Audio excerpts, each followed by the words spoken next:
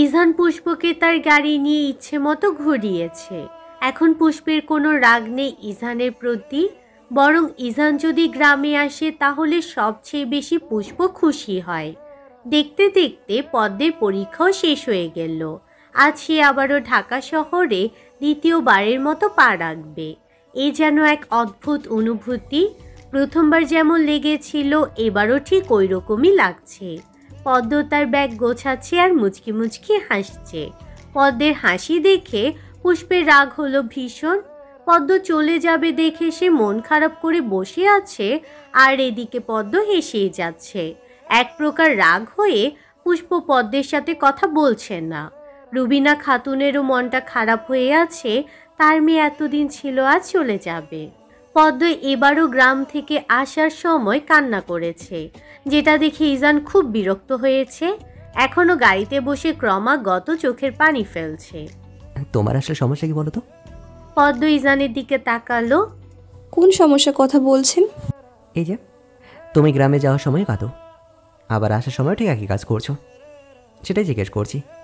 তোমার সমস্যাটা আসলে কোন জায়গায় বলো তো? পদ্ম মুখ ফিরিয়ে নিল। সমস্যা মানে কি সে জানে না? গ্রাম থেকে চলে আসার পর যে তার কষ্ট হচ্ছে, সব সময় উল্টাপাল্টা কথা শুধু। কথা বলছো না কেন? কি বলবো আমি? যদি বলতেই না পারো তাহলে কান্না করবে না। মেয়ে মানুষ যে এত কান্না করতে পারে তোমাকে না দেখলে জানতামই না। যদি আর একবার কাঁদো না তাহলে তোমাকে এখানে রেখে চলে যাবো আমি। পদ্ম কিছু বলল না, মাথাটা হেলিয়ে দিল সিটে। চোখ জ্বলছে, একটু ঘুমালে ভালো হতো। পদ্ম ঘুমিয়ে গেল। অনেকক্ষণ পদ্মের পাশ থেকে কোনো সারা শব্দ আসছে না বললে ইজান পদ্মের দিকে তাকালো। পদ্ম ঘুমাচ্ছে দেখে ইজান মনে মনে বলল, সারাদিন কাঁদবে আর ঘুমাবে, এই কাজ তার। ইজান পদ্মকে নিয়ে শেখবিলায় আসলো। এখানে কিন্তু আজ থাকবে না। হঠাৎ ইজানের মন চাচ্ছিল তার মা বাবার সাথে পদ্মের দেখা করানো দরকার আছে। তার উপর ইজনিয়া বলেছিল পদ্মের পরীক্ষা শেষ হলে পদ্মকে নিয়ে সর্বপ্রথম যেন এখানেই আসে। পদ্ম ইজানের আগে তড়িঘড়ি করে বাসার কলিং বেল চাপ দিল। ইজনিয়া দরজা খুলল, পদ্মকে দেখে সুন্দর করে হাসি দিল। কেমন আছো ভাবি? ভালো আছি আপু, তুমি কেমন আছো? আমিও ভালো আছি। তাদের দুজনের আলাপে ইজান আসলো। তার মেজাজ চটে গিয়েছে। দরজার সামনে দাঁড়িয়ে আবার কিসের কথা? ভিতরে গিয়েও তো বলতে পারে। ইজনিয়া, সর সামনে থেকে। তুই যেভাবে দাঁড়িয়ে আছিস না, মনে হচ্ছে আমাদের ভেতরে ঢুকতে দিবি না। আর এখানে দাঁড়িয়ে কিসের কথা? ইজান সরে আসলো। ইজান দ্রুত পায়ে উঠে উপরে উঠে নিজের রুমে চলে গেল। পদ্ম ইজনিয়ার সাথে কথা বলতেই মুনিরা শেখের কাছে যাচ্ছে। মুনিরা শেখ পদ্মকে জড়িয়ে ধরল। কেমন আছো পদ্ম? ভালো আছি মা, আপনি কেমন আছেন? বাবা কি বাসায় নেই? মুনিরা শেখ হাসল। আমিও ভালো আছি। না, সে কি আর বাসায় থাকে বলো? আচ্ছা, তুমি এত দূর থেকে এসেছো, ফ্রেশ হতে যাও, পরে না হয় কথা বলা যাবে। পদ্ম রুমে আসলো। ইজান রেডি হচ্ছে, হয়তো কোথাও যাবে। কোথাও যাচ্ছেন? একটু বাইরে যাচ্ছি। কেন? সেটা আপাতত আপনার না জানলেও চলবে ম্যাডাম। যান, গিয়ে ফ্রেশ হন। পদ্ম ফ্রেশ হতে চলে গেল। এই লোকের সাথে কথা বলাই বেকার। আসল কথা তো বলবে না জানা আছে পদ্মের। পদ্ম এসে দেখে ইজান এখনো বসে আছে। জাননি এখনো? ইজান পদ্মের দিকে তাকালো। যাব, তুমি আসারই ওয়েট করছিলাম। ও। ইজান উঠে পদ্মকে ভিজা চুলে হাত রাখলো। আসছি আমি, হ্যাঁ, তুমি সাবধানে থেকো। পদ্ম মাথা নাড়ালো। ইজান চলে গিয়েছে। পদ্ম ইজনিয়ার রুমে আসলো, কারণ একা একা রুমে ভালো লাগছে না। একা কি থাকা যায় নাকি? পদ্ম ইজনিয়ার রুমের সামনে দাঁড়ালো। আপু আসবো? ইজনিয়া এতক্ষণ বই পড়ছিল। পদ্মের ডাকে মাথা তুলে তাকালো। ও ভাবি, তুমি? জি আপু। আরে আসো আসো, বাইরে দাঁড়িয়ে আছো কেন? পদ্ম ইজনিয়া সোজাসুজি বসলো। বই পড়ছিলে আপু? ইজনিয়া হেসে উত্তর দিল, নিজের মেন সাবজেক্টগুলো পড়ে শেষ করতে পারছি না, কিন্তু এই উপন্যাস বই ছাড়া আবার থাকতেও পারছি না, অভ্যাস হয়ে গেছে। আপু তুমি না মেডিকেলে পড়ছো, তুমিও কি তার মতো ডাক্তার হবে? ভাইয়ের বোন যদি ভাইয়ের মতো না হয় তাহলে তো আর মান সম্মান থাকবে না। তবে ভাইয়ার মতো এত ভালো স্টুডেন্ট না, আবার খারাপও না। ও আচ্ছা আপু, উনি কি অনেক ভালো স্টুডেন্ট ছিলেন?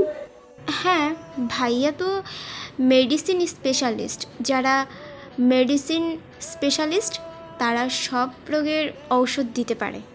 আচ্ছা, যারা এমনি ডাক্তার তারা কি সব রোগের ওষুধ দিতে পারে না?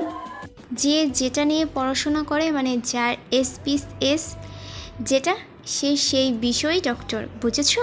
ও তাহলে ইজহান ভাইয়া তো অনেক ভালো স্টুডেন্ট। তুমি তো তাও মেডিকেলে পড়ছো, আমি তো সেটাও পারবো না, মাথায় নেই কিছু। ইজনিয়া হাসছে পদ্মের কথা শুনে। তুমিও তাহলে ভাইয়াকে ভাই ডাকা শুরু করেছো? পদ্ম মুচকি মুচকি হাসছে। ইজানকে একবার ভাইয়া বললে কি যে শান্তি লাগতো তার। ইস, একদিন সে ভাইয়া বলেই ছাড়বে। আচ্ছা, পদ্ম যখন ভাইয়া বলবে তখন ইজানের চেহারাটা ঠিক কেমন দেখতে হবে? নিশ্চয়ই ইজান রেগে যাবে পদ্মের কথা। ইজানকে রাগানোর একমাত্র উপায় পেয়ে গিয়েছে। অনেকক্ষণ ইজনি আর পদ্ম কথা বলল। এক সময় পদ্মের ঘুম চলে এসেছে। পদ্ম ইজনিয়ার রুমেই ঘুমিয়ে গেল। পদ্মের ঘুম ভাঙল যখন একটু একটু সন্ধ্যা হয়ে এসেছে তখন। বাসায় তো অনেক মানুষের আওয়াজ শোনা যাচ্ছে। পদ্ম তড়িঘড়ি করে ঘুম থেকে উঠল। ইজনিয়া নেই রুমে। ইজনিয়ার রুমের পাশ দিয়ে একটা বাচ্চা ছেলে দৌড়ে দিয়ে যাচ্ছে। পদ্ম চোখ বড় বড় করে তাকিয়ে আছে। এই ছেলে আবার কোথা থেকে এসেছে? কখনো তো বাসায় দেখেনি এই ছেলেকে। পদ্ম হড়বড় করে উঠে ছেলেটাকে ধরল। তুমি কি এখানে এসেছো কিভাবে? বাচ্চাটা ভয় পেল পদ্মকে দেখে। সালো আমালে। পদ্ম আরও বাচ্চাটার হাত চেপে ধরে বলল, আগে বলো এখানে কিভাবে এসেছো, কার সাথে এসেছো? তোমাকে তো আগে আমি দেখিনি কেন? বাচ্চাটা পদ্মের হাতে খুব জোরে কামড় বসালো। পদ্ম মুখ খিচে আছে। ছোট হলে কি হবে, দাঁতের যে পাওয়ার!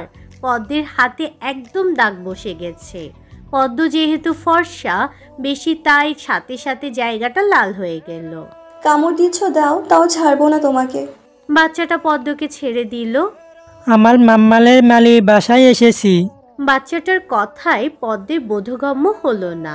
কি যে বলেছে এই ছেলে, এ দেখে কথাও বলতে পারে না। আমাল সামাল কি বলছে? বাবারে কি সব বলছো, তোমাকে ধরে রেখে লাভ নেই, যাও দৌড় দাও।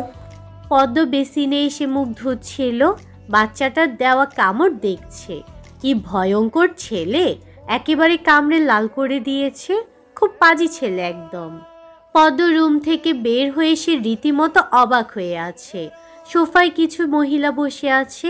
পদ্ম এখনো বুঝলো না এরা কিভাবে এসেছে এখানে আর কেনই বা এসেছে। পদ্ম রান্নাঘরে আসলো। মুনিরা শেখ রান্না করছে। তার পাশে দুজন মহিলা দাঁড়িয়ে আছে।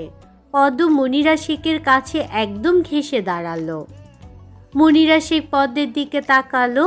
পদ্মের হাত ধরে নিয়ে তার পাশে দাঁড় করালো। এই যে পদ্ম, ইজানের বউ। ও এতক্ষণ ঘুমাচ্ছিল, তাই তোমরা দেখতে পাওনি। পদ্ম, ওনারা আমাদের খুব ঘনিষ্ঠ মানুষ হয়। একজন তোমার খালা শাশুড়ি, আরেকজন মামি শাশুড়ি। পদ্ম হেসে তাদের সালাম দিল। তাদের সাথে কথা বলল। মুনিরা শেখ একজনকে বলল, তুমি একটু এদিকটা দেখো, আমি পদ্মকে নিয়ে রুমে যাচ্ছি। অতঃপর মুনিরা শেখ পদ্মকে নিয়ে তার রুমে আসলো। একটা সুন্দর কালো কাতান শাড়ি বের করে দিল পদ্মকে। এটা পরে নিও, বুঝেছো? অনেক মানুষ আসছে, আরও আসবে। তাড়াতাড়ি পরে নিচে আসো। পদ্ম শাড়িটার দিকে তাকালো। কেন শাড়ি পরবে? মা, শাড়ি পরবো কেন? আজ ইজানের জন্মদিন। পরশুদিন রাতে ইজান শাড়িটা আমার কাছে এনে দিয়েছে আর বলেছে ওর জন্মদিনের দিন যেন তুমি এটা পরো। পদ্ম অবাক হয়ে গিয়েছে। আজ ইজানের জন্মদিন, অথচ ইজান একবারও তাকে বলেনি। এতটাই পর ভাবে ইজান। তার প্রতি প্রচুর অভিমান জন্মালো পদ্মের ক্ষুদ্র মনে। ওনার জন্মদিন? হ্যাঁ। আচ্ছা, তুমি শাড়ি পরে রেডি হয়ে নিচে এসো। ইজান কিছুক্ষণ পর চলে আসবে। সাথে ওর হসপিটালের অনেক লোকজনও আসবে। আমি নিচে যাই, অনেক কাজ পড়ে রয়েছে। পদ্ম বসে রইল। ইজান একবার বলতেই পারত তার আজ জন্মদিন, একবারও বলেনি। আজ আসুক, একটু কথা বলবে না। 3 দিন বেশি বাজে হচ্ছে লোকটা। পদ্মের মনে শুধু একটাই দুঃখ, কেন ইজান তাকে কিছু বলল না? সব মানুষ জানে অথচ তার বউকেই বলেনি। আবার বলে ভালোবাসি, একটু বাসে না। যদি ভালোবাসতো তাহলে ঠিকই বলতো। পদ্ম রাগে শাড়িটা নিচে ফেলে দিল। বেশ কিছু সময় বাদে শাড়িটা নিয়ে ইজানের রুমে আসলো। যেহেতু মুনিরা শেখ বলেছে শাড়ি পরতে, তাই অনিচ্ছা থাকা সত্ত্বেও শাড়ি পরল। আর তার সেই জাতীয় সাজ, চুলে খোপা করা, চোখে কাজল দেওয়া, আর ঠোঁটে একটু লিপস্টিক দিল। পদ্ম আয়নায় দেখে নিজেকে নিজেই বলছে, না খারাপ লাগছে না তো, ভালোই লাগছে। কালো শাড়িতেও মানিয়েছে তাকে। ইজান বাসায় আসলো। পদ্মের সাথে অনেকবার চোখাচোখি হয়েছিল, কিন্তু পদ্মকে যতবারই ইশারা করে তার কাছে যেতে, পদ্ম ততবারই মুখ ফিরিয়ে নিয়েছে। যতই হোক, আজকে ইজানের সাথে একটাও কথা বলবে না। ভালো কথা বললেও সে আজ গলবে না, পাথরের ন্যায় শক্ত হয়ে থাকবে। পদ্ম সবার সাথে হেসে হেসে কথা বলছে, শুধু ইজানের সাথেই বলছে না। এরকম কাহিনী বুঝছে না সে। ইজান কেক কাটবে, এখন তার আত্মীয় স্বজন সবাই দাঁড়িয়ে আছে, তার পাশে কিন্তু তার বউ একদম দূরে আছে। ইজান পদ্মের সামনে এসে দাঁড়ালো। পদ্ম মুখটা ফিরিয়ে নিল। মান অভিমান পরে করো, এখন চলো তো, তোমাকে ছাড়া কেক কাটবো না কিন্তু। পদ্মকে জোর করে ইজান তার পাশে দাঁড় করালো। পদ্ম বেশি অভদ্রতা দেখায়নি, কারণ সবাই কি না কি ভাববে। সবাই আস্তে আস্তে বাসে চলে গেল। রাত 1টা বেজে গিয়েছে সব শেষ হতে, তাই ইজান আর পদ্মকে নিয়ে তার ফ্ল্যাটে গেল না, এখানেই থেকে গেল। ইজান বসে বসে ওয়েট করছে কখন পদ্ম আসবে। সব কাজ শেষ করে পদ্মের আসতে অনেক সময় লেগে গেল। পদ্ম রুমে এসে ধুপ করে ওয়াশরুমে ঢুকে গেল, শাড়িটা চেঞ্জ করে আসলো। ইজান আর চোখে পদ্মকে দেখছে। ম্যাডাম যে হারে রেগে আছেন, এই রাগ ভাঙানো এত সহজ বলে মনে হয় না। পদ্ম, এখানে আসো। পদ্ম যেন কথাটা শুনেও শুনল না। গলা থেকে স্বর্ণের চেনটা আয়নার সামনে দাঁড়িয়ে খুলছে। পদ্ম উত্তর দিচ্ছে না দেখে আবারও বলল, পদ্মফুল, আমার একমাত্র বউ, এখানে আসো। এবারও পদ্মের কোনো হেলদোল নেই। আগে থেকে ইজান এক কথা দুবার রিপিট করা পছন্দ করে না, কিন্তু পদ্ম তো শুনছেই না। ইজান এবার ধমক দিল, পদ্ম, এখানে আসো। যদি এই মুহূর্তে তুমি আমার সামনে না আসো, তাহলে কিন্তু আমি রুম থেকে বের হয়ে যাব। সারা রাত বাড়ি ফিরবো না। ইজানকে আর কখনো তুমি দেখতে পারবে না। পদ্মের মনটা ধক করে উঠল। তার সব রাগ দুঃখ বিসর্জন দিয়ে ইজানের সামনে দাঁড়ালো। ইজান পদ্মের চিবুক ধরে প্রশ্ন করল, এতক্ষণ যে ডেকেছি, হাসুনি কেন? কেন আসবো বলুন? আজ যে আপনার জন্মদিন, আমাকে বলেছেন? আমার মায়ের কাছে শুনতে হয়েছে। আপনি বললে কি খুব বেশি ক্ষতি হয়ে যেত? আমি তো আপনার কেউ না, আমাকে কেন বলবেন? ইজান শব্দ করে হাসল। পদ্ম ইজানের দিকে তাকাচ্ছে, আবার চোখটা সরিয়ে ফেলছে। নিশ্চয়ই এখন এই লোকের হাসি দেখলে তার রাগটা নিমিষে উধাও হয়ে যাবে। এই জন্য আমার পদ্মফুল রেগে আছে। ইজানের চোখ হঠাৎ পদ্মের হাতে পড়ল। পদ্মের হাতের এক জায়গায় লাল হয়ে আছে কেন? দেখে তো মনে হচ্ছে কেউ কামড়ে দিয়েছে। মুহূর্তেই ইজানের মেজাজটা চটে গেল। পদ্মের বাহুতে হাত দিল। তোমার হাতে কে কামড় দিয়েছে? আমি তো দিইনি। আমার আগে কে কামড় দিয়েছে তোমাকে? আর সেই দাগ তুমি নিয়ে ঘুরে বেড়াচ্ছ?